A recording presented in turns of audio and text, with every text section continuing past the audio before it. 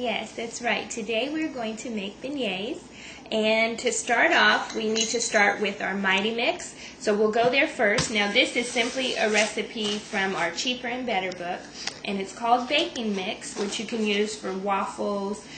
We've used it for tortillas, pie crust, crepes, pancakes, biscuits. You just have to start with your dry ingredients, which can be stored in the pantry. So let's start with that first. And we're going to use half of what the recipe calls for.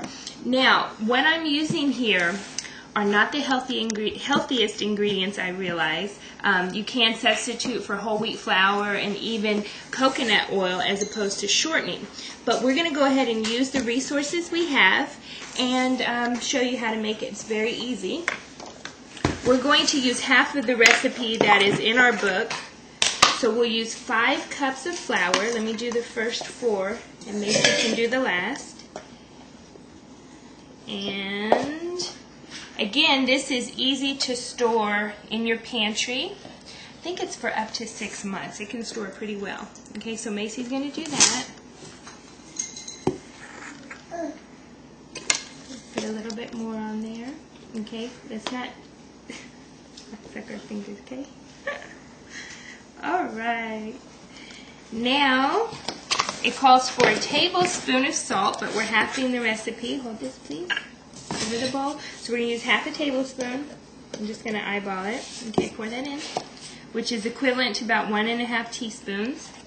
Now, for our baking powder, it calls for 1/3 cup. So we're going to do half of 1/3 cup. 1/6 cup, or about, it's almost 3 tablespoons roughly.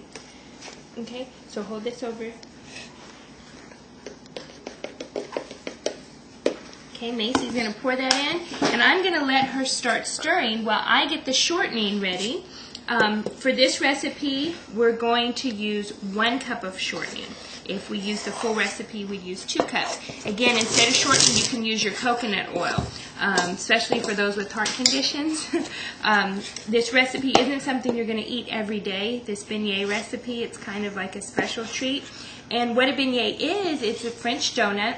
And being that we live in Louisiana, my husband's family's from Louisiana, they have history of enjoying beignets. I don't have their recipe. This is just a recipe we developed here based on this Mighty Mix that I'm showing you how to make. So I'm going to get the shortening ready, and I'll be right back. Alright, so what I did was I used our 1/3 cup scoop, and I went ahead and put 2 scoops of the shortening, and Macy's helping with the 1/3. And once you have those 3 scoops in, that's equivalent to 1 cup. Let me help you out here. Now, you can cut this with your, go ahead, put that in. You can use your, food processor if you want, or 2 spoons to cut it in. However you like to do it. I prefer to use my hand, so we're going to get messy real quick. And I've got an apron to wipe if I need to. And as you can you see that? The consistency, go ahead, May. The consistency you want is like this finished product, which is kind of crumbly. Okay, well, you're gone. We went ahead and finished our baking mix here. And also, I started our oil on a low fire. You want to start it low so that if your fire gets too hot, the outside of your beignet is going to cook really fast. It'll brown fast, but the inside will still be gooey. So we'll get into that shortly. But we're going to go ahead and make our beignet mix. We're going to do 3 cups. 1, 2, and 3. And then we're making like a sweet dough. So I add, again, this isn't the healthiest. You can use whatever sweetener you want. But I'm using this here, sugar. And I'm going to use 1/4 cup of sugar. Then we'll go ahead, Macy, I'm going to let you stir this while I get our water. Now, I don't have an exact recipe for the water. We just kind of eyeball it. And I'm going to start with about 1 cup. And you want it so it makes a nice dough consistency that you can knead slightly and then roll out and cut. See that? So while I work the consistency that I want, I'm going to go ahead and use some of the baking mix on our surface. And we're going to knead it a little bit And my children really enjoy helping me bread and dough. So, see, she's ready for some. Here, we'll give you this. All right. Now, this doesn't require a lot of kneading. You're just kind of pulling all your ingredients together so that you can roll it out. If it's too sticky, just get another little sprinkle of your baking mix or flour and knead it like so. Our oil is heating up nicely. And next, what I'm going to do is I'm going to roll this dough out, and then we're going to cut it into our shape so we can fry it. Maxwell and Macy are rolling out our beignet dough. Yes, very nice. Okay, now traditionally your beignets are cut into little squares or rectangle shapes. So I'm going to do that. As you see, I'm just kind of cutting here with a knife. Now this half, Maxwell, I'm going to let you use. The children like cookie cutters. Look, I found this little one that says Joy. I'm going to let them use cookie cutters. And I prefer to have all of my dough ready to cook because it does not require a long time to cook.